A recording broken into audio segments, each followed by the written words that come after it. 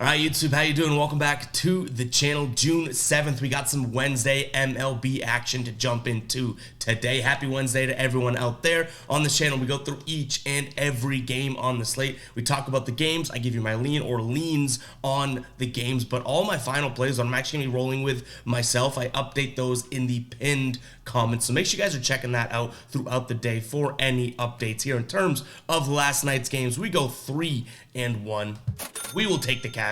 Nationals plus 1.5 actually looked good for like 60% of the game. Then they end up, getting blown out there. But the Red Sox money line, they come back and win it for plus money, even odds. Then the over hits as that comeback occurs. And then we also hit Rangers money line, who also come back from, I think they were down 2-0 at one point in that game. So good to see a couple comebacks there in our favor. And we also hit our ride of the day here, guys. Our ride of the day coming through from Dylan here. He says, I'm 3-0 on these thus far. So I was like, okay, let's see what you got here. I'm riding with you. And he hits Luis Urias under 0.5 RBIs. And same thing with Mike Ford under 0.5 RBIs for a parlay cash there. So including the ride of the day, we go 4-1. I'm not going to take credit for Dylan's play here, but a good night overall. We didn't hit our parlay of the day, but that is all good. Again, we're not going to count the parlays towards our record. Those are kind of just because we've been asked so many times to throw out parlays. And I'm like, okay, yeah, parlays are fun, but not always the smartest way to bet, but they are damn fun. So we come up just short on our parlay that we posted yesterday. But let's go ahead and jump into today's slate. Before we do that, guys, hit that subscribe button, hit that like button as well. We're still racing towards 25,000 subscribers. I cannot thank you guys enough for the growth thus far, and you guys are absolutely crushing it. So if you have never hit the subscribe button, you watch every day, this is your chance. Go ahead and hit the subscribe button. It does a lot for the channel. It helps us out a ton. And also like the video as well. But let's jump into this first game here. We're looking at Pittsburgh taking on the Oakland A's. Contreras on the mound for the Pirates and Hogan Harris on the mound for the A's. Yesterday's game, didn't really see that coming. I did warn you guys off of that, Pittsburgh being so heavily favored at, minus almost 300 yesterday. But they lose 11-2. The Oakland A's kind of left it all on the table. I don't think that this game goes that way again today. I'm not going to lean towards the Pirates necessarily because I don't really love this spot for them. And you're still paying minus 180 odds on the money line. So similar to yesterday, where I don't think that this is a worth it type of a play. But what I could get convinced with here is going to be the over. We've seen a 5-4 game and now an 11-2 game in this series thus far. Two pitchers on the mound that can let up plenty of runs. I don't love the play, but if I had a gun to my head and had to pick a lean in this game, I am going to be looking at the over. I highly doubt that becomes a final play, but who knows? Keep an eye on the pinned comment to see if that does become one. Let's move on. Seattle taking on San Diego. Let's watch back to yesterday's video. I felt very strongly about this pick. Did not throw it into the final plays, left it as a lean. It hits, but obviously we don't capitalize in terms of the record or actual monetization of that. But Seattle wins that one 4-1. Today on the mound for Seattle, they have George Kirby. He's 5-4 with a 3.04 ERA. Michael Wacha on the mound for the Padres. He is having, I guess you could say he's starting to look a little, he's middle of the road, okay? I was going to try and give him too much credit, but last start out wasn't that great. I think 2 starts ago, he had a good start, so I wanted to say he's starting to look a little bit better, but 5-2 with a 3.48 ERA. This is a decent pitcher's matchup here. I don't think that I'm going to give a massive edge to either team on the pitching side. I'm going to kind of look at the odds here and say, you know what? Seattle wins yesterday's game. They're even odds again today. I think that there is value in taking Seattle. But there's also value, I think, if San Diego's going to bounce back and win this one, I think they win it by 2 or more runs. So I'm kind of looking at any plus money opportunities in this game. Seattle on the money line at plus 100, but then potentially San Diego for plus 185, minus 1.5. They have been absolutely roller coastering their last 8 games when favored by 1.5. So when they're favorites on the run line, they've covered it, not covered it, covered it, not covered it, covered it, not covered it, covered it, not covered it. Today would be a what? Covered it if the trend continues. But again, I think this is a good opportunity just to see some plus money in this game because, one, I think the Mariners can pull it out, but if they don't, I do think San Diego bounces back and wins this one by multiple runs after losing by 3 runs yesterday. In terms of where I rank those, my mind does go to Seattle on the money line. I'm just saying that if you are on San Diego, you might as well go run line because I do think that they win by 2 runs here. But my lean is going to be on Seattle here on the money line. And then in terms of a total, we haven't seen the San Diego offense look all that consistent over the last few games here. Like I told you guys yesterday, they did it literally again. I can't believe how well I called this game. But in their last or I guess you could say their last 8 games, 9 runs scored, then 1 run scored. Then they have 10 runs scored. Then they have 1 run scored. Then they have 6 run scores. Then they score 1 run, 5 runs scored. And then yesterday, what did they score? 1 run. Today should be a big scoring day if that trend continues as well for San Diego. I'm going to lean towards the over in this one. It is kind of crazy when you look at their recent games and say, oh my God, they're literally doing that. High run total, 1 run. High run total, 1 run. It's just kind of perplexing. And obviously trends don't always continue, especially in the MLB, but nonetheless, it is worth noting there that I think that this is going to be a little bit high scoring, more high scoring than it was yesterday. All right, Philly taking on the Tigers. Phillies have won 2 games in this series, 8-3, and then yesterday they squeaked by with a 1-0 victory. Zach Wheeler on the mound for the Phillies got a 4.33 ERA. Reese Olson on the mound for the Tigers, 3.6 ERA. I haven't really dissected the sides of this. I don't think there's any value there. Phillies minus 245. The Tigers haven't really shown that they can win against this team in this series so far. Yes, yesterday's game was only 1-0, but nonetheless, still catch the loss. And I'm not really entertaining any run line, so I'm kind of punting away either side of this just due to the odds. What you could convince me of is going to be the under in this one, though. I do think that this one could be more like a, we have a total of 8 runs right now. I think this could be sort of a 4-2 victory for the Phillies, or, a 5-2 victory type of a thing. So I'm going to lean towards the under in this one. I think that both these pitchers, can be serviceable. Are they anything special? No. Zach Wheeler's coming off of a performance where 3 innings and 2/3 pitched with a 2.45 whip and 7 earned runs and only 3 Ks. So, yeah, he stunk it up in his last start. Prior to that, though, his last start, the second to last start, he had 8 innings pitched, a .5 whip, 0 earned runs, and 12 strikeouts. So this is an inconsistent guy as of late. I'm kind of trusting that he has his you-know-what together here. Reese Olson only 1 start on the season, 5 innings pitched, 2 earned runs, a .6 whip, and 6 Ks. So I actually don't mind those numbers. So I do like the under in today's game. That's going to be my only lean. Before we get into the next video, I do want to talk to you guys about some of the new merch we have released, guys. It's the Let's Ride collection. Look at that model. Hunk. I'm wearing the hat right now, guys. We also have the tee on the store as of right now, and more coming as well. So make sure to check it out. That link is going to be in the description, as well as the pinned comment, GuyBostonSports.com/store if you do want to check it out. This is like one of the best ways to support the channel, buying the merch. That directly helps us out, helps us bring bigger and better content more frequently to you guys. So definitely go check it out. Very comfortable shirt. The hat is very cool. It is a snapback hat if you like wearing snapbacks backwards, that type of thing as well. It's got the mesh backing, so make sure to check that out, guys. You can use code FADE, F-A-D-E, for 10% off. Again, that link is going to be in the pinned comment as well as the description, and it's a great way to support the channel, so go check it out. And how could you not buy something after seeing this modeling work, huh? You're crazy if you don't, but definitely go check that out, guys. Let's go ahead and get back to the games here. We are looking at Miami taking on Kansas City in this one. Yesterday's game results in a Miami 6-1 victory here. On the mound today is going to be Cabrera for the Marlins, 4-4 with a 4.5 ERA, and Jordan Lyles, the king of losses, 0-9 with a 6.62 ERA. And weirdly enough, you don't have the worst odds. You can actually get Miami at minus 163 over on FanDuel as of right now, which I'm not going to lie, kind of sketches me out a little bit. I am leaning in that direction because it'd be kind of crazy not to. Why wouldn't they just continue to win? They swept Oakland. Now they're playing a team that's just as bad. They might, go out there and get another win against Kansas City, right? Well, those odds are a little weird to me because it's almost like Vegas is tempting everyone to take Miami in this one. But yeah, I think we might fall for the trap there. I'm going to lean towards Miami. And then we have a total of 8.5 runs. I don't know if the Royals offense is going to come out there and score 1 run like they did yesterday, or be able to put up 5-6, runs like they did in game 1 here. So I'm sticking away from this total as I don't really love what I'm seeing either way. And I hate to do that to you guys, but yeah, I just really don't have all that much of a gauge on the total here. In fact, like I already told you guys, I am leaning Miami, but those odds kind of sketch me out. Minus 163 right now on FanDuel is very, very tempting, and I'm almost like overthinking, okay, is Vegas trying to tempt us into taking it? I don't know. Tampa Bay, Minnesota. Tampa Bay gets the big win yesterday, 7-0.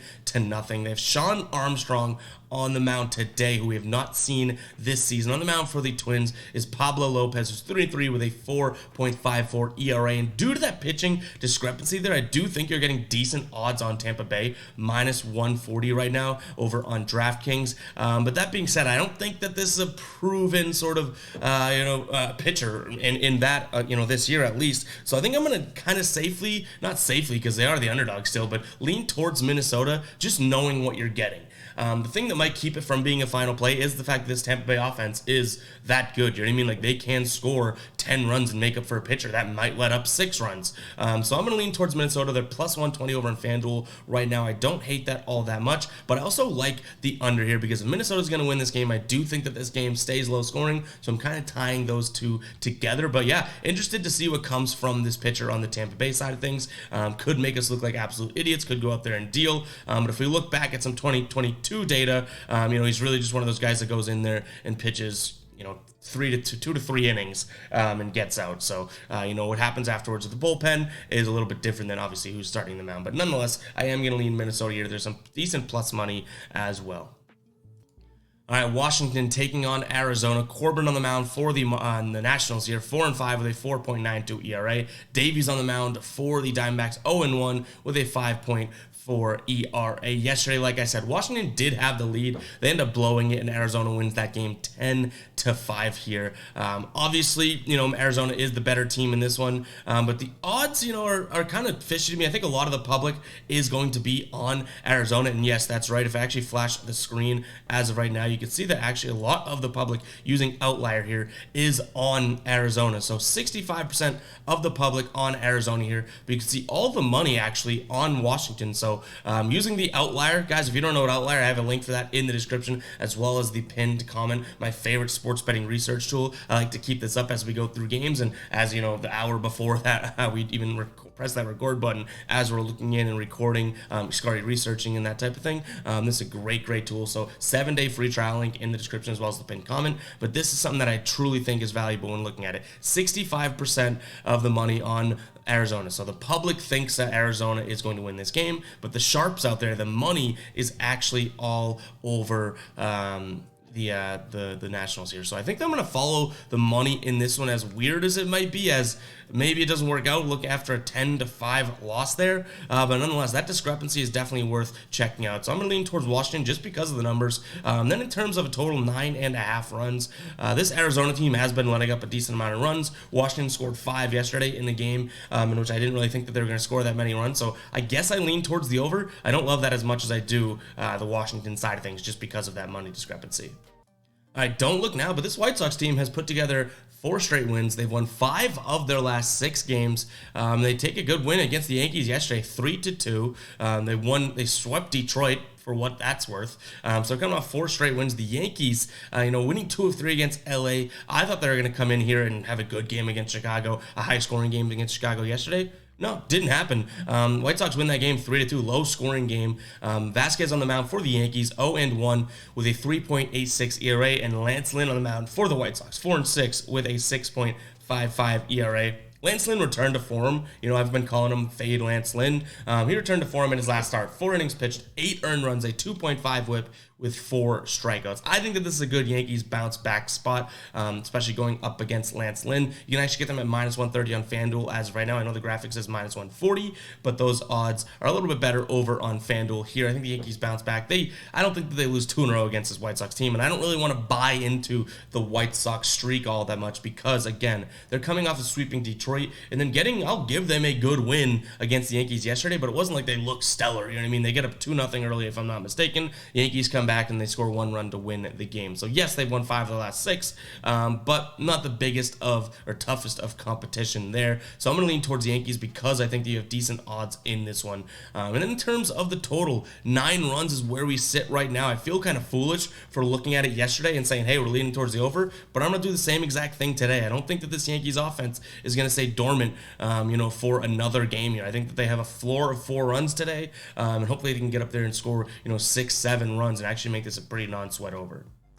All right, Toronto taking on Houston. We've done a decent job calling this series thus far, so hopefully we can stick to that. Toronto getting the 5-1 win yesterday. Bassett on the mound for them today. He's 6-4 with a 3.41 ERA, and Blanco on the mound for the Astros, 1-0 with a 4.15 ERA. Toronto right now -150 over on DraftKings. Total sitting at 9.5 runs. I know the graphic says 9, but we record this very early, and we take the screenshot very early as we begin our research early this morning. I'm going to lean towards Toronto here. I think that they get a second win in a row in this series. Obviously, they get blown out game one of the series 11-4. They bounced back yesterday 5-1. Gosman obviously does his job. He pitches 7 innings here. I think they do it again. -150. That is somewhat of a lot of juice to pay, but not all that much. It's not going to keep me from, dismissing it. So I'm going to lean towards Toronto. Then in terms of the total 9.5, I think this is going to be a game in which both offenses kind of collide, and we see double-digit performance, but both offenses step up. So I'm going to lean towards the over as well. All right, Cincinnati taking on the Dodgers. This is what killed our parlay last night. We had the Dodgers money line, and they looked good at different times in that game. But Cincinnati ends up pulling out a 9-8 victory, and it kind of shocks me. And now you're looking at the Dodgers, for -165 odds with Syndergaard on the mound. I think this is a bounce back spot for them. I like the Dodgers in this one. I also like them on the run line if you want more even odds, but I cannot imagine them, and maybe I'm just feeding into a narrative, right? I cannot imagine them losing to the Reds in a row here. So I'm going to lean towards the Dodgers, who are obviously one of the better teams out here in the league, talent-wise. Their record actually isn't as good as you think, because remember they went on that slide. They're 35-26, 9 games above 500. Still obviously a good record, but not exactly what you'd think from this Dodgers team if you ask someone preseason, right? But they've had some injuries to deal with and that type of things. But yeah, nonetheless, I am going to lean towards the Dodgers here. They have the Reds number. The reason we pulled the trigger on them in the parlay yesterday, if you watched the YouTube short or TikTok or Instagram reel that we posted, they're 22-10 in their last 32 against the Reds. Now they're going to be 22-11 in the last 33. I still like the chances here for the Dodgers to pull this one out, and -165 odds are just on that sort of, can I swallow it line. So we shall see. But nonetheless, that's the direction I'm leaning in. Total is 11. I think it's a little high. I know this Reds team has had a couple high-scoring games here, but to close out that Milwaukee series, they did not really score many runs. I know that they have a couple young kids too, especially Matt McClain, batting really well for them, just as he begins his rookie campaign here. But I don't think that this one goes over 11 runs. I think it's just a little too high. LA could go out there and score 8 runs, and then we're in trouble. But if LA does their job and scores 6 runs, I could see this being like a 6-4, 6-3 type of a game. All right, Cleveland taking on the Red Sox. The Red Sox absolutely come through for us yesterday. They were losing that game. They ended up winning it 5-4. We had the Red Sox money line for even odds there, and we also had the Red Sox and the Cleveland over there at 7.5. They finished at 9 runs, so that was a double dip cash for us. Today we have Tanner Beebe on the mound for the Guardians, 1-1 with a 3.2 ERA, and Cutter Crawford on the mound for the Sox. He's got a 3.48 ERA and a 1-2 record this season. His last few starts, he hasn't pitched that deep into the games, which isn't really his MO, but he has had a low whip. 1 whip in his 2 starts ago, and then his most recent start, which is about 4 days ago, he did .67 with 3 strikeouts, only through 3 innings of pitching. But nonetheless, good to see that there. I do think that this could be another plus money spot for the Red Sox. I'm not as confident as I was yesterday, to be completely honest, but nonetheless, I do lean towards the Red Sox here, plus 116 odds over on FanDuel, and then the total is at 8 runs. I think I'm going to take a peek at the under today, because we just got by the skin of our teeth to take that win yesterday on the over. This Red Sox offense isn't what I wished it was. Obviously, a couple big innings, and we're looking at a spot here where they end up scoring and coming back and winning. But prior to that, it was 1 to 2 runs scored in the last few games. I thought yesterday the lids were going to come off, and you could look at that final score being like, oh, well, they scored 5 runs. The lid came off. They scored a bunch of runs. But the game really wasn't like that. So I'm going to lean towards the under. I don't think Cleveland's on the scoring brigade out here either. So I'm going to lean towards that under 8 runs. It is a low number. Both pitchers can get tagged up, which could kill it. But nonetheless, that is going to be the lean. All right, Atlanta hosting the Mets here. This game ended up being delayed, but then they did play the game yesterday. Atlanta wins it 6-4. Now on the mound for the Mets going to be Max Scherzer, which switches up these odds a little bit as he goes up against Charlie Morton. I'm going to lean towards the under first and foremost. I trust both of these pitchers today. The total is sitting at 9 runs. It moved from 8.5 to 9. So I think that Vegas is trying to encourage some unders, which we're kind of facing that fear right in its eyes, because this is an opportunity where you'd be like, okay, well, if they're moving line, you might want to go over because that's what they think is going to happen. I truly think this is one that we can read between the lines here and actually look at the pitching and the reason why we're seeing that. So I do think that I like the under 9. You can get that at even odds over on MGM right now. I don't think that'll last, as most sports books, offering at this minus 110, minus 115 range. But other than that, I also look at Atlanta on the money line. Yes, Max Scherzer's on the mound, but that is just causing this sort of odds to switch it up, right? The Mets should be, yesterday the Mets were at plus 145 and Atlanta was minus 167. So Atlanta, is pricey team to take yesterday. Today you have the same Atlanta team going up against the same Mets team, and it's not like Atlanta's trying out a schmuck on the mound, right? Charlie Morton's definitely a good pitcher, and minus 120 odds, I do like that. So you could buy into the Max Scherzer hype and say, okay, Max Scherzer's on the mound. It's just like when the Yankees could be in a rut, but Garrett Cole pitches, it switches everything up. It does, but not to the degree that's going to keep me off of Atlanta. So I could be crazy, but I'm going to lean towards Atlanta and the under in this game. All right, we got a 4-3 finish yesterday in this Milwaukee-Baltimore game of Game 1 of this series. In today's game, Corbin Burns on the mound for the Brewers, 4-4 with a 3.75 ERA. Kramer on the mound for the Orioles, 6-2 with a 4.43 ERA. I never know where to come out on Kramer. He'll have good games, then he'll have games, then he'll have good games. A little bit confusing here, but Corbin Burns has been way too inconsistent for me to consider the Brewers as of right now. So for plus 125 odds, I actually do look at the Orioles here.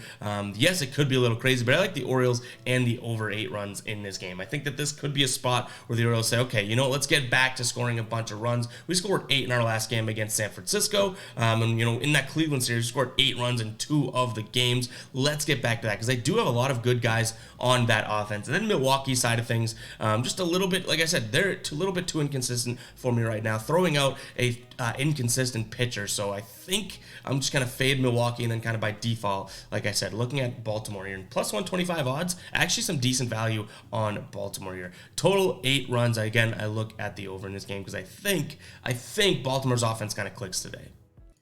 All right, Texas taking on St. Louis. I may be crazy for this, but I'm just going to look at Texas until the wheels fall off here. Minus 136 odds are really, really good odds for this team. They're absolutely cruising right now. They have John Gray on the mound, 6-1 with a 2.5 ERA. Love to see that. Yes, Jack Flaherty's a serviceable pitcher, but I think that Texas takes this one. Again, the only thing that I will beware of, or say beware to you guys, is the fact that Texas is this good right now. The Cardinals are not, and this is still just a minus 136 spot for the Texas Rangers over on FanDuel. So if you're going to look at a little bit of line reading here, it's kind of like, okay, I feel like based on even yesterday's performance, when St. Louis goes up early and Texas comes back and wins it. They also won the first game of the series. They're coming off of a Seattle series in which they swept in 2 of those games. They scored 16 runs and then 12 runs. You'd think that this line would be a little bit more like a minus 150 range.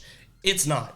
So it's a little weird, it's kind of like the game we talked about earlier in the video here, where it's like, you can read into lines where it's like, is Vegas trying to bait the public into taking Texas? It's working. 96% of the bets are on Texas as of right now. So if you are in a fade the public mindset and you like to do that, this may be a game where, you don't necessarily have to take St. Louis, but it may be a game where if you were hot and, oh my God, I'm ready to jump on Texas, I'm ready to get hot type of thing, you might want to stick away. I think that there's still a chance that we pull the trigger on Texas, I'll be honest, because whether the public, sometimes the public's right, I'll say that.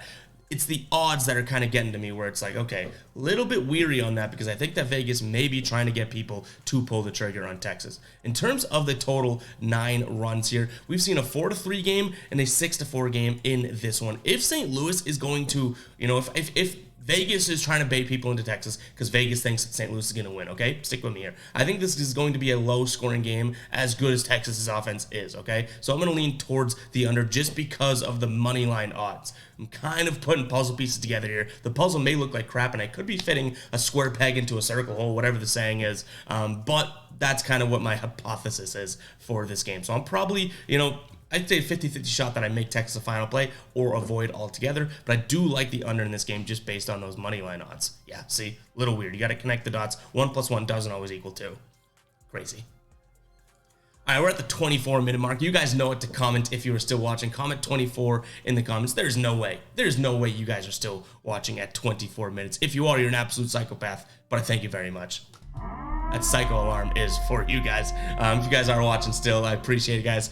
Go ahead, hit that like button, hit that subscribe button if you have not yet, but also comment 24 if you are still watching. And before we get into the last couple games of today's slate, I wanted to save this till the end because this is an amazing deal. It's kind of like a hush-hush deal, but it's a very, very cool deal over on Foco right now, guys. If you don't know what Foco is, they used to be called Forever Collectibles. They have the best bobble games in the absolute game. They are pretty much the main bobblehead distributor. If you have a bobblehead right now, go ahead, check it out, turn it upside down. It probably is a Foco bobblehead, and they have a 60% off sale, up to 60% off every bobblehead they have in stock. They'll have different, price ranges and whatnot too, and percentage off, but up to 60% off. Definitely worth checking out. I definitely am going to cop something myself. They've been really good to me in the past, and this is an amazing deal. The best of quality bobbleheads. If you guys remember the old setup we had, all the bobbleheads in the back, pretty much all were from Foco. Definitely go check that out. I have a link in the description as well as the pinned comment. And if you are into memorabilia or you got an office you want to set up with a cool bobblehead, this is your place to check it out. So make sure to go head over there and do it. It's only one day. It's just today. So if you do want a bobblehead and you do want it for 60% off, make sure to head over today and capitalize on that. Next game we're looking at is going to be Colorado taking on San Francisco here. 10-4 was the final score yesterday. Not because of Colorado, but because San Francisco put up 10 runs in this one. I still lean towards the under. Like I said yesterday, I don't care about the altitude. You still got to put bats on the balls. And San Francisco, yes, they scored 10 runs, but their offense hasn't looked all that great. So slight lean towards the under. And there's a reason why I don't make these final plays often, because it's like, yeah, obviously science is science, altitude's altitude. If they're going to put a bat on the ball, it might go further. It might come off faster off the bat, and you could have an over here. But I just got to be, I don't like the fact that it's always like, oh, well, it's in Colorado. We got to take the over. It's like, what do you mean? They're 16-14 for the over and under at home this season. You know what I mean? Like, it's not all that crazy to think that this is just sort of a team that, one, they're not going to score that many runs. And if, okay, fine, they'll score 1 run when they're playing in Boston, and they'll go to Colorado and score 3 runs. Okay, they tripled up their run total, So I still don't buy into that until the offense kind of clicks on that side of things. Now, if one team's going to come in there and hit the over themselves like San Francisco did, that's a completely different story. I can't predict that. Colorado kind of went according to plan as I thought yesterday. But in terms of a pick here today, I think this is a San Francisco game. Again, I think they're way better than Colorado. Issue being they're minus 200 odds on FanDuel, so probably not going to make anything a final play here. All right, last game on the slate, we have the Angels taking on the Cubs. Yesterday, the Angels get the win. I did not bet the Cubs, and they lose. It was perfect. Finally. And I'm also going to lean towards the Angels again today. Minus 135 odds, I think, are fair. Talent on the mound for the Cubs hasn't looked all that great. Barria on the mound for the Angels looked decent this year thus far. So I'm going to lean towards the Angels at minus 135 odds. I think that there is some value there. In terms of the total 9 runs, yesterday's game ends up finishing at 7-4. Can the Angels consistently score 7? I wouldn't say 7, but they can probably consistently score 4 runs here. Now, can the Cubs consistently score 4? That's where it's been a little bit shaky. So 9 runs, I'm going to lean towards the under just because of the inconsistencies we've seen. The Cubs have hit the under here with their opponent, obviously, in 7 of their last 8 games. Last game being the only one which they hit over in their last 8 games. So I like the under here, guys. And that is going to wrap it up for today's video. Hope you guys do enjoy. If you have not yet, I've already asked you a couple times, hit that like button, hit that subscribe button, comment your favorite picks using that hashtag ride of the day. And if you were watching at that 24 moment, you guys know what to comment. But yeah, guys, I'll catch you guys in the next video, all right? Peace out.